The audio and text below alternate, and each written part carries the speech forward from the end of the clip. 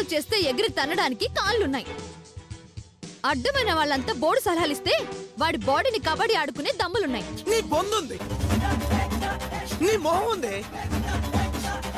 వస్తాయి ఎట్టుగుట్టు మొహమా, వాడు నేను వదిలేలా లేడే. ఎప్పటికైనా వాడు అనుకుని సాధించేలాగున్నాడే. అసలు అసలు విని చేస్తున్నావా?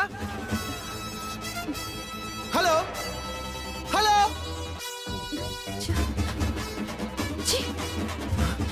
లైన్ కట్ చేస్తావా? మళ్ళీ చేస్తానే.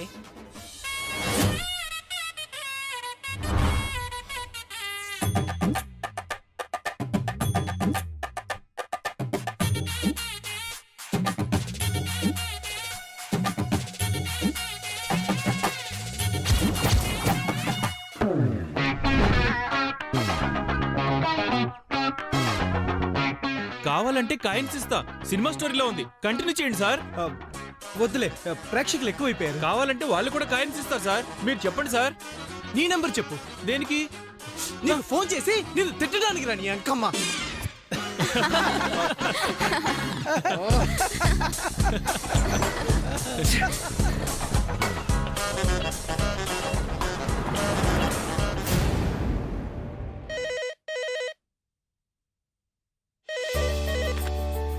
హలో వరుదిని, ఒకసారి నా క్యాబిన్కి వస్తావా?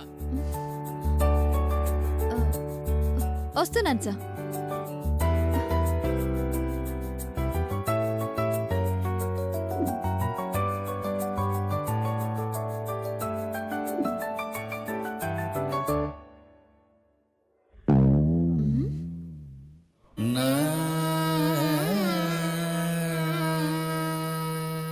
ఇతనేంటి డ్రీమ్ లో ఉన్నాడా? కొంపదీసి ఆ డ్రీమ్ లో నేనున్నానా? ఓ, సార్ సార్, వరు, నువ్వు వచ్చేసావా? పిలిచారు కదా సార్. అవునవును. కాదు సార్, అస్తమానం వీళ్ళు పిలుస్తుంటే ఎలా సార్? పని చేయనివ్వరా సార్? ఒక పని చేయండి సార్, నా టేబుల్ ఇక్కడికి మార్పించేయండి సార్. Yeah sure. సార్, పిలిపించిన పని చెప్పండి సార్. నేను మాట చెప్తాను, నువ్వు కాదనకూడదు. కాదనే మాట అయితే ఖచ్చితంగా కాదని అంటాను సార్, అందులో డౌటే లేదు. మంచి మాట అయితే ముందు మాట ఏదో చెప్పండి సార్. నేను పరిశీలించి పరిశోధించి పనికొచ్చే మాట పనికి రాని మాట నేను డిసైడ్ చేస్తాను. నువ్వు ఈరోజు నైట్ ఫ్రీనా?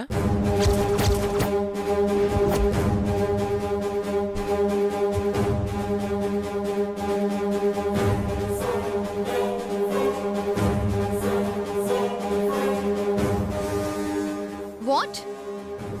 Come again. ఇవాళ నైట్ నువ్వు నాతో 3 hours స్పెండ్ చేస్తావా?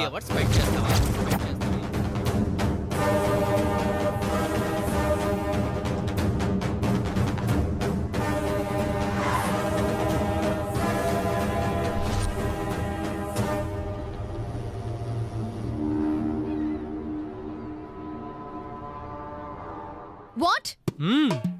నువ్విచ్చిన అద్భుత, అమోఘ, అనన్య సామాన్యమైన సలహా నేను అక్షరాలా పాటిస్తాను. అక్షయ మాల్ నుంచి 2 లక్షల బడ్జెట్లో 1000 చీరలు తెప్పిస్తున్నాను. అవన్నీ నీ చేతులతో నువ్వే పంచాలి.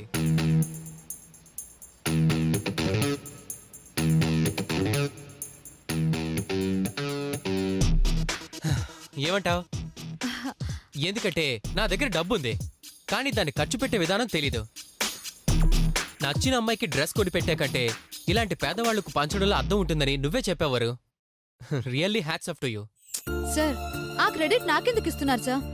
డబ్బున్న వాళ్ళందరికీ నేను ఇచ్చిన సలహా నచ్చదు. మీకు నచ్చింది, వెంటనే పాటిస్తున్నారు. అప్పుడు ఆ క్రెడిట్ మీదే కదా sir? No no no no no. జీతం కోసం పనిచేయడం వేరు, కంపెనీ డెవలప్మెంట్ కోసం పనిచేయడం వేరు. ఈ రెండో కేటగిరీలో మొదటి స్థానంలో నువ్వున్నవారు. మొదటిసారి నేను ఒక మంచి పని కోసం మొదటి అడుగు వేయబోతున్నాను. నాకన్నా ఒక అడుగు ముందుండాల్సింది నువ్వెవరు? సార్, డబ్బులిచ్చి చేయించుకునే సన్మాన సభలాగా మనం పరస్పరం పొగుడుకోవడం మానేద్దాం సార్. ఇప్పుడేంటి, ఆ చీరల్ని నేను నా చేత్తో పంచాలి, అంతే కదా? ఎస్, ఆ మంచి పని నువ్వే చేయాలి వరు. మంచి పనికి అంటున్నారు కాబట్టి తప్పకుండా వస్తాను సార్. సాటి ఆడవాళ్లకు సాయం చేసే పనిలో నాకు భాగం పంచుతున్నందుకు thank you so much sir. Thanks నేనే చెప్పాలి వరు. వద్దు సార్, ఈ సన్మాన సభలంతా వద్దు సార్, నేను ఖచ్చితంగా వస్తాను.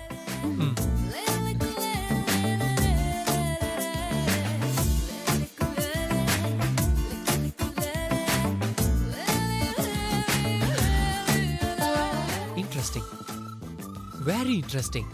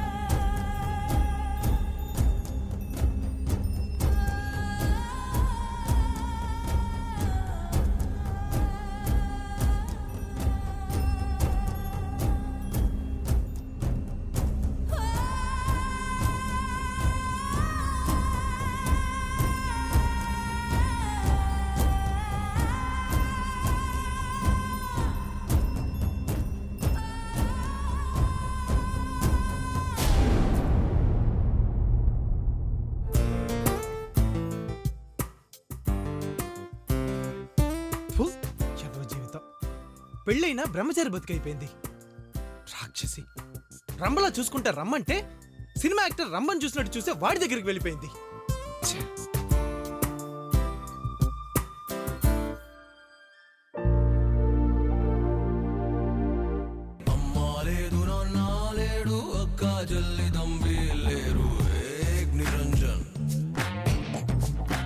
నగరం నిద్రపోయిన వేళ మానవత్వం మేల్కొంది. ఎంత ఎదిగితే అంత ఒదగాలని నేర్చుకున్న ఒక మహామనిషి 1000 మంది స్త్రీలకు వస్త్రదానం చేస్తూ కెమెరా కంట చిక్కారు. ఏమాత్రం పబ్లిసిటీ ఆశించకుండా స్వచ్ఛందంగా చేస్తున్న ఈ కార్యక్రమంలో ఆయనకు బాసటగా ఓ స్త్రీమూర్తి నిలిచింది. ఆ స్త్రీమూర్తి పేరు వరూధిని.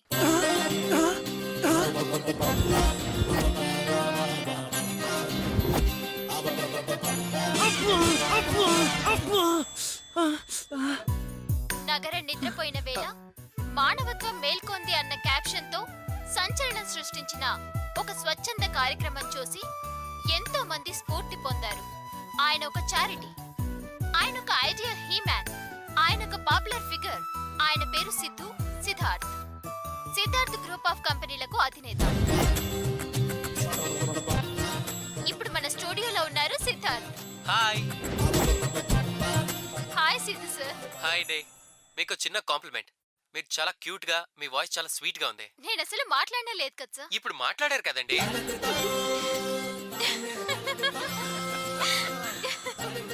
మీ నవ్వు చాలా స్మార్ట్.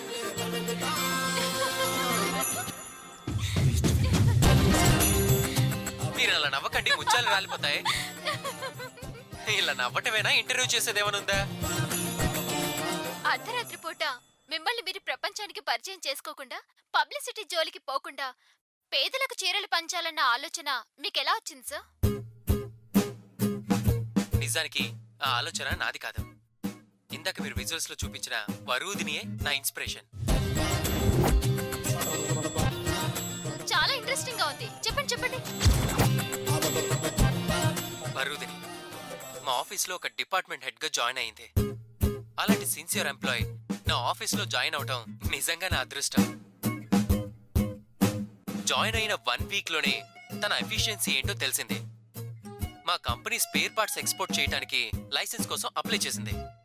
నా బిజినెస్ ని ఇంటర్నేషనల్ మార్కెట్ తో టైఅప్ చేసింది. అందుకు నేను గిఫ్ట్ ఇస్తా అన్నాను. ఆ గిఫ్ట్ తనకు అక్కర్లేదని, సరైన బట్టలు లేక ఎంతో మంది పేదవాళ్లు, అందులోనూ ఆడవాళ్లు ఇబ్బంది పడుతున్నారని, వాళ్ళకి చీరలు దానం చేస్తే ఆ గిఫ్ట్ తనకిచ్చినట్టేనని ఐడియా ఇచ్చింది. Wow, great idea. సో ఈ క్రెడిట్ అంతా తనదే. ఈ పేరంతా ఆమెకే దక్కాలి. ఈ రోజు నేను ఇంత పేరు తెచ్చుకున్నానంటే అదంతా తనిచ్చిన ఇన్స్పిరేషనే. Wonderful lady. మీరిందాక ఐడియల్ హ్యూమన్ అని నన్ను అన్నారు, కానీ కాదు, ఆమె ఐడియల్ షీ.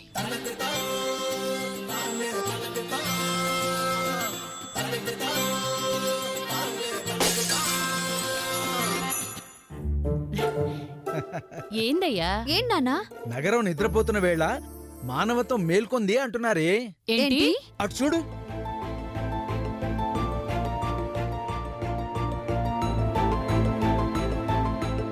ఆ అమ్మాయి అచ్చం మన వరువులానే ఉంది కదయ్యా. ఓసై గుడ్డి ముసల్దానా, లాగే అంటే మన వరూధినే. పక్కన వాళ్ళ బాస్ కూడా ఉన్నాడు చూడు. అవునయ్యో. ఏందమ్మీ, ఏం చేస్తున్నావు? చీరలమ్ముతున్నావేంటి? చీ కాదమ్మా, బాస్కి ఏదో కొత్త కాంట్రాక్ట్ దొరికినందుకు పేదవాళ్లకు రాత్రి 1000 చీరలు పంచిపెట్టారు. ఆ గొప్ప పని నా చేతుల మీదుగా చేయించారు. అవునా? ఎంత గొప్ప పని చేశాడమ్మి. ఎంత డబ్బున్నా అందరూ ఇలాంటి సత్కార్యం చేస్తారా? అదిగో అబ్బాయి ఏదో మాట్లాడుతున్నాడు. కూర్చోబోయ్యా, కూర్చోమ్మి.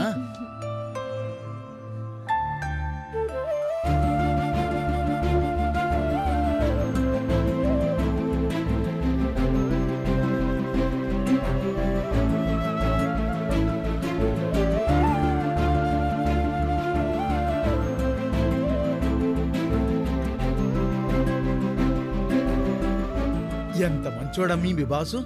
అంత డబ్బు ఖర్చు పెట్టి కూడా తన గురించి డబ్బా కొట్టుకోకుండా నీ గురించి గొప్పగా మాట్లాడుతున్నాడు చూసావా? వినాయక చవితికి 10 రూపాయలు చందా రాసినోడు కూడా వాడు ఆస్తి రాసిచ్చినట్టు ఫీల్ అవుతాడమ్మీ. అలాంటిది 1000 చీరలంటే చాలా అయి ఉంటుంది కదమ్మీ. 2 లక్షలు నాన్నా. 2 లక్షలే?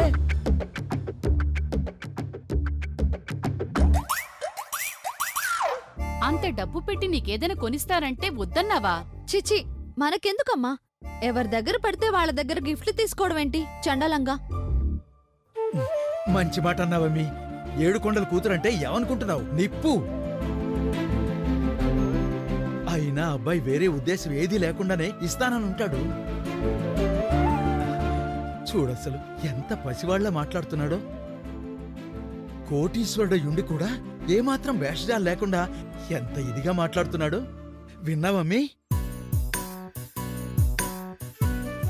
వింటున్నాను, చూస్తున్నాను. అతను అంతేలే నాన్నా. మొన్న ఒక ముసలామని కారెక్కించుకుని ఇంటి దగ్గర దింపి కారం కలిపిన అన్నం పెడితే తినొచ్చాడంట నాన్నా. ఆహాహాహా, ఎంత గొప్ప మనసు. ఈ చేలుడింటి కృష్ణుడు వచ్చినట్టు మన ఇంటికి కూడా వచ్చాడు కదమ్మీ. కొంచెం మంచోడే అనుకుంటా. అనుకుంటా ఏందమ్మీ, నిజంగా మంచోడే. లేకపోతే ఇలాంటి మంచి పనులు చేస్తాడా ఏంది? నాన్న, నీకేం వచ్చినా పట్లేం నాన్న. పొగడాలనుకున్నా తిట్టాలనుకున్నా నీ తర్వాత ఎవరైనా. సరిగ్గా చెప్పావమ్మీ. ఊరుకోవే, ఉన్నది ఉన్నట్టు చెప్పుకోవాలి కదా. హ్మ్. సరే నాన్న, అదేదో అమ్మకి చెప్పండి.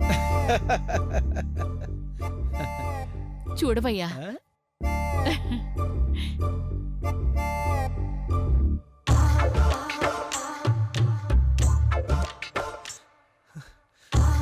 నో, అలా జరగటానికి వీల్లేదు. ఇంకోలా జరగాలి. వరుదిని దగ్గర వాడు మార్కులు కొట్టేయడానికి వీల్లేదు. ఇలా పాపులర్ ఫిగర్ అయిపోవడానికి అంతకంటే వీల్లేదు. మొగ్గులోనే తుంచేయాలి, మొదట్లోనే కట్ చేయాలి. ఏం చేయాలి? నాకు దారి చూపే యారో బోర్డు ఎక్కడ ఉంది? గగనపు వీధి వీడి వలస వండిపోగిన నీలి మబ్బు కోసం తరలింది తనకు తానే ఆకాశం. గూగుల్ మ్యాప్ లా నా గమ్యాన్ని చేరుకునేందుకు ఒక యాప్ కావాలి. అది ఎవరు? నేల జారిపోగిన నీటి చుక్క సార్ ఎవరు? చింది చూడు నగమే తన వాసం. Good morning sir. ఎవరా జటాయు? ఎవరా హనుమంతుడు? సార్ ఏమైంది సార్? పక్కనే ఉండి గుడ్ మార్నింగ్ చెప్పినా పట్టించుకోరేంటి? సిద్ధు సార్ ఆఫీస్ నుంచి ఫోన్ వచ్చింది. ఇన్సూరెన్స్ రేంజ్ వాళ్ళు చేయించుకోవాలా మనం చేయించాలా? ఎవరా నువ్వు?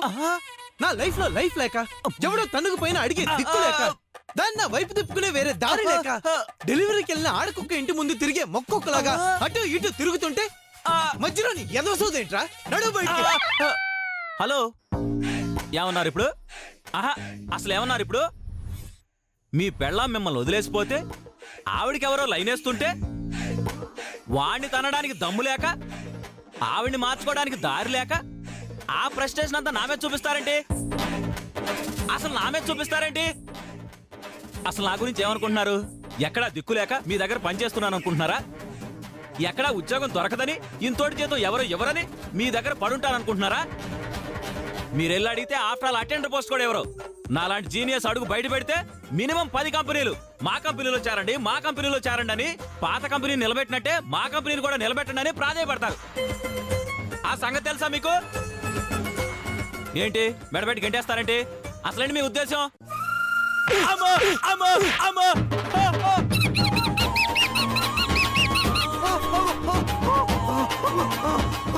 అంతే సార్, అంతే. ప్రతి బాసు అంతే. ఇంట్లో పెళ్ళాం మీద కోపం అంతా తీసుకొచ్చి ఆఫీస్ లో స్టాఫ్ మీద చూపెడతారు. ఆఫీస్ లో చికాకులన్నీ తీసుకెళ్లి ఇంట్లో పెళ్ళాం మీద చూపెడతారు. ఎవరి మీద కోపం వాళ్ళ మీద చూపించే దమ్ములేదు సార్ మీకు. రేయ్, అసలే నేను చిరాకులో ఉన్నాను. నీ ఓవర్ యాక్షన్ ఆపకపోయావంటే నేను మర్డర్ చేసేసి ఆ సిద్ధుగాడి మీద తోసేసి నేను చేతులు కడిగేసుకుంటాను. ఎలా ఉండేవాళ్ళు ఎలా అయిపోయారు సార్? మిమ్మల్ని చూస్తుంటే జాలేస్తుంది సార్. మీ బతుకు చూస్తుంటే సానుభూతి పొంగిపోతోంది సార్. సలహా ఇచ్చే దిక్కు లేక, సాయం చేసే నాదుడు లేక, ఎండాకాలంలో తారు రోడ్డు మీద పగిలిన కోడిగుడ్డులా మలమల మాడిపోతుంటే చూసి గుండె గుమ్మడికాయలా తరుక్కుపోతోంది సార్. రేయ్, నీ సానుభూతి పరంపర కాదురా నాకు కావాల్సింది. నువ్వే గనక జీనియస్ అయితే, నువ్వే గనక తోపు అయితే, నువ్వే గనక పెద్ద పుడింగు అయితే వరోజు నా దగ్గరకు వచ్చే ఉపాయం చెప్పు. ఆ సిద్ధుగా ట్రాప్ లో పడిపోయే అపాయం నుంచి తప్పించు. ఇలా అడిగారు, నా ఈగో చల్లారింది. ఏదైనా అడుక్కోవాలి సార్. అడుక్కుంటే అద్భుతమైన ఐడియాలు ఇవ్వడానికి నేను ఎప్పుడూ సిద్ధంగా ఉంటాను. నా బుర్రలో ఐడియాలు చౌరాస్తాలోని బెగ్గర బొచ్చులోని కాయిన్స్ లా నిండిపోయి ఉంటాయి సార్. ఏం కావాలి మీకు? ఏ కాయిన్ కావాలి మీకు? 1, 2, 5, 10 చెప్పండి సార్. అడుక్కోండి సార్. అడుక్కోండి అన్న అంకచాండాలమైన పదాన్ని పక్కన పెట్టి కొంచెం డిగ్నిఫైడ్ గా అడగండి అనలేవా? It's natural sir. అడిగేవాడంటే చెప్పేవాడికి లోకువా. ఏడ్చావు. అద్భుతమైన సలహా ఇవ్వకపోతే నిన్ను కుక్కను కొట్టినట్టు కొడతా. మధ్యలో ఈ డిమాండ్ చేయండి సార్. ఇలా డిమాండ్ చేయడం వల్లే మేడం మీకు జలకా ఇచ్చి వెళ్ళిపోయింది. అందుకేరా నా హిస్టరీలో లేని రిక్వెస్ట్ మొదలు పెట్టాను. మీ బాధ మేడంకి వాడు లైన్ వేస్తున్నాడనే కదా? అవును. అంటే అర్జెంట్ గా మీ లైన్ క్లియర్ కావాలి. Yes, exactly. అయితే ఓ పని చేయండి. ఏంటిది? ఏంటిది చెప్పు. యాక్సిడెంట్ చేసి ఆ సిద్ధుగాని లేపేయండి. నీ బొంద. అప్పుడు నేను జైల్లో ఉంటాను, వరోదిని ఇంట్లో ఉంటుంది. అయితే ఓ పని చేస్తే? ఏంటది? నేను మీకు యాక్సిడెంట్ చేస్తాను. కంగారు పడకండి సార్. చంపేను. బాడీ కొంచెం రిపేర్ లోకి వచ్చేలాగా చేస్తాను.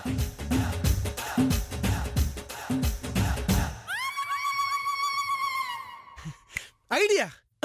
ఏంటది? నువ్వు వరదని దగ్గరికి వెళ్ళి నాకు యాక్సిడెంట్ అయిందని అబద్ధం చెప్పు. నేను దొంగకట్లు కట్టుకుని బెడ్ మీద ఉంటాను. అప్పుడు జాలి, దయ, కరుణ, సానుభూతి ఉప్పొంగి వరదని నా దగ్గరికి పరిగెత్తుకుంటూ వస్తుంది.